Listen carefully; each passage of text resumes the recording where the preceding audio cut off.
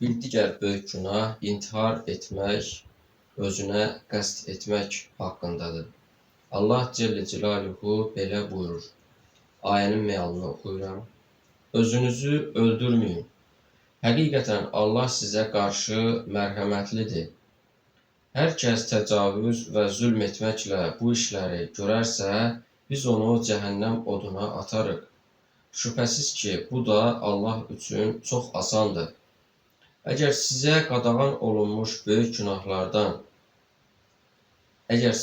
qadağan olunmuş böyük günahlardan çəkinərsinizsə, biz də sizin qəbahətlərinizi, kiçik günahlarınızın üstünü örtər və sizi şərəfli bir mənzilə çatdırarıq. Nisa surəsi 29 və 31-ci ayələr. Başqa bir ayədə Allah Celle Celaluhu buyurur. Onlar Allahla yanaşı başqa bir tanrıya ibadət etməz, Allahın haram buyurduğu cana nahaq yerə qıymazlar, onu öldürməzlər. Furqan surəsi 68-ci ayə. Cündəb ibn Abdullah radiyallahu anh Peyğəmbərin aleyhissalam belə buyurduğunu rəvayət edir.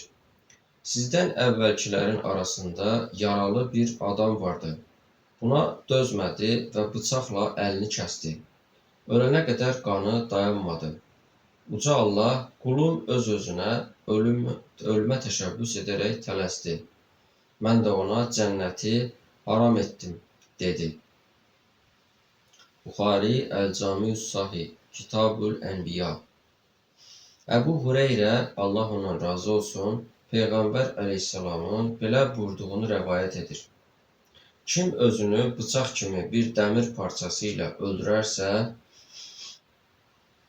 o dəmir parçası əlində əbədi və daimi surətdə qarnına vuraraq cəhənnəm atəşində olacaq. Kim zəhər içib canına qıyarsa, zəhəri əlində içən bir halda əbədi və daimi surətdə cəhənnəm atəşində olacaq. Kim də bir dağdan, yüksək bir yerdən özünü aşağı atıb öldürərsə, cəhənnəm atəşində əbədi və daimi surətdə özünü yüksəkdən aşağı atar. Bu cür əzab görər. Buxari Əl-Cami-us Sahih, Kitab-ı Tib. Yenə Əbu Hüreyrədən Allah ondan razı olsun, rəvayət edilən başqa bir hədisdə, yaralandıqdan sonra ağrılarına dözə bilməyib qılıncı ilə özünü öldürən şəxs haqqında Peyğəmbər aleyhissalam belə buyurur.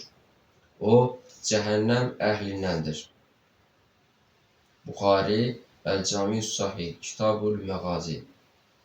Sabit ibn Əd-Dahhak Peyğəmbərin aleyhissalam belə buyurduğunu rəvayət edir. Kim özünü bir şeylə öldürərsə, qiyamət günü cəhənnəm atəşində həmin şeylə ona əzab veriləcək. Möminə lənət etmək, onu öldürmək kimidir. Kim bir mömini küfrlə ittiham edərsə, onu öldürmüş kimidir. Buxari Əl-Cami-us Sahih, Kitab-ül Cənaiz.